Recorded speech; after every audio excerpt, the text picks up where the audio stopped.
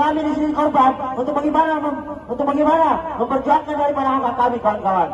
Saudara-saudara, hari ini kita lakukan kawan-kawan. Apakah kita hari ini sepakat dengan putusan-putusan hakim yang kemudian diberikan terhadap kawan? Saya rasa tidak kawan-kawan. Sebab hari ini salah satu bentuk penyelesaian hukum. Di pihak kuasa hukum korban edisi PS, ini sudah kali keempat kami melakukan demonstrasi di Pengadilan Negeri Bekasi. Kali keempat ini dengan masih tuntutan yang sama. Tuntutan yang sama yakni Pengadilan Negeri Bekasi harus menjalankan putusan pengadilan tinggi serta sita eksekusi dan penetapan sita eksekusi yang hari ini kami sudah kali keempat ini kami datang ke Pengadilan Negeri Bekasi ini. Apa aja Bang itu Bang? Yang pertama itu kami meminta kepada Pengadilan Negeri Bekasi bahwa berdasarkan putusan pengadilan tinggi hari ini bukti-bukti kami bawa sampai hari ini Pengadilan Negeri Bekasi tidak pernah menjalankan isi daripada putusan pengadilan tinggi maupun penetapan sita eksekusi yang sudah keluar serta berita acara eksekusi. Nah, dari penetapan dan berita acara sita eksekusi ini seharusnya kami dengan para korban edisi PS yang hadir bersama-sama dengan kami 53 orang. Sebenarnya sih mudah saja. Pengadilan Negeri Bekasi tidak mau menjalankan isi daripada penetapan sita eksekusi maupun berita acara eksekusi ini. Alasannya karena masih ada tindak pidana pencucian uang yang masih dijalankan. Masih sidang TPPU dari pihak owner yaitu saudara Muhammad Yusuf. Sebenarnya kalau kami dari pihak korban, pihak kuasa hukum korban tidak tahu soal pidananya. Kami hanya meminta Pengadilan Negeri Bekasi untuk menjalankan berita acara sita eksekusi. Itu yang kami minta. Kalau aset daripada si korban, owner itu, pelaku itu, korban itu yang hasil daripada investigasi kami dari kuasa hukum dengan pihak korban, yang kami sudah berapa datangi juga dari Rumbasan, dari pihak Rumbasan, ada baik aset bergerak dan tidak bergerak. Nah, pokoknya ada mobil mewah, ada tanah, ada uang tunai, ada emas, pokoknya ada banyak lah harta dia yang disita oleh pihak Barreskrim Mabes Polri yang dijadikan sebagai tindak pidana pencucian uang dalam sidang TPPU yang lain. Kalau untuk nilai asetnya itu kita belum konfirmasi, tapi kami hanya mau mengkonfirmasi kepada pihak-pihak teman rekan-rekan wartawan bahwa total kerugian kami dari pihak korban 53 korban ini sebesar 372.173.450.178 rupiah.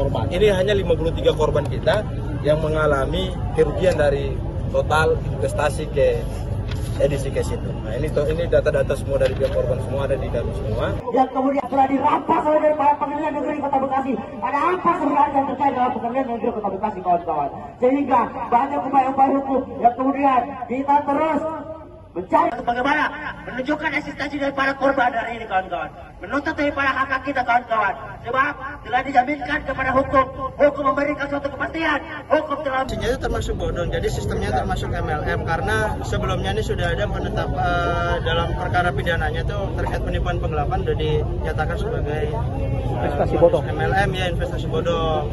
Kemudian berlanjutlah untuk pemeriksaan perkara TPPU.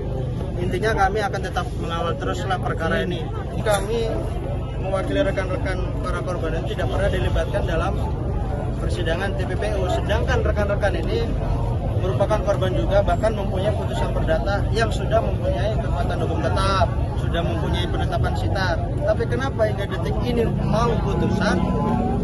Minimal kita dipanggil sebagai saksi. Kita sudah berusaha waktu itu mengajukan penggabungan gugatan, harapannya biar kami menjadi pihak juga dalam persidangan, tapi ditolak oleh hakim tanpa ada alasan yang jelas, tanpa ada dasar hukum yang jelas.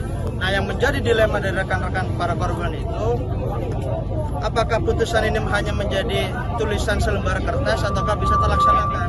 Kepastian hukum dari putusan ini yang kita pertanyakan. Kalau kita ikuti persidangan pada waktu itu, intinya memang aset-aset ini merupakan bagian dari pencucian uang. Namun yang perlu diketahui juga, kami ini kan kalau kita bicara ganti kerugian ini kan berarti kita melakukan upaya hukum secara perdata, dan itu sudah dilakukan. Kita sudah taat hukum, kita menjalani proses sesuai aturan. Tapi kenapa ketika waktu eksekusi kita laksanakan pada bulan Desember tahun 2023 itu tidak bisa ditunjukkan oleh kejaksaan, tidak bisa ditunjukkan mana posisi-posisi BB-nya, sehingga kita menunggu lagi dengan alasan ada TPPU. Nah, TPPU itu langsung didaftarkan pada hari keduanya, besoknya nih langsung didaftarkan. Nah, itu kan yang menjadi kejanggalan dari kita. Kenapa nih gitu? Indikasinya apa? Nah, kami kalau mitigasi kan masih belum bisa tahu nih apa nih. Ada yang jelas, ada keganjalan yang perlu menjadi pertanyaan. Terus dalam proses persidangan TPPU kita mengajukan gugatan penggabungan gugatan ganti kerugian tidak diterima, kita ajukan aksi, diterima juga. Ya, kita tampung aspirasinya. Tapi tidak ada kepastian lah bagaimana nih gambarannya kayak ke depan. Bahkan hari ini pun pihak pengadilan tadi kita masuk juga tidak ada yang bersedia menemuinya. Nah, ini kan menjadi semakin membuat gelisah para korban. Bahwa perlawanan ini karena sekali kita telah melakukan upaya negeri Kota Bekasi. Saya tekankan dengan lantang lagi kepada Pengadilan Negeri Kota Bekasi untuk lakukan telah banyak kita menyurati terhadap instansi penegakan hukum mengeluarkan suatu keputusan yang ingkrah bahwa hak-hak yang kemudian dijaminkan terhadap korban-korban kami. Kami anggap bahwasannya telah melakukan konfirmasi yang telah ditentukan sebelumnya, saudara sekalian. Mana suatu keadilan yang ada, saudara sekalian. Saudara-saudaraku, Undang-Undang Nomor 28 tahun 1998 itu kemudian sudah dijelaskan, saudara sekalian. Saudara-saudaraku, kami sampaikan lagi bahwasannya ini sebagai bentuk komitmen, sebagai bentuk suatu pengawalan aksi yang kami lakukan yang ada, saudara sekalian. Jangan pernah memandang siapa korban dan siapa itu pelaku, saudara sekalian. Bahwa korban di sini hari ini menuntut suatu namanya gugatan ganti kerugian tidak diterima, kita ajukan aksi, diterima juga. Ya, kita tampung aspirasinya. Tapi tidak ada kepastian lah bagaimana nih gambarannya kayak ke depan. Bahkan hari ini pun pihak pengadilan tadi kita masuk juga tidak ada yang bersedia menemuinya. Nah, ini kan menjadi semakin membuat gelisah para korban. Itu yang bisa sampaikan awal dari ini. Saya kembali. Assalamualaikum warahmatullahi wabarakatuh. Sambut salam saya, salam perjuangan, salam cinta. Adalah salah satu bentuk perjuangan kita. Adalah salah satu bentuk bagaimana memperjuangkan daripada hak-hak kita.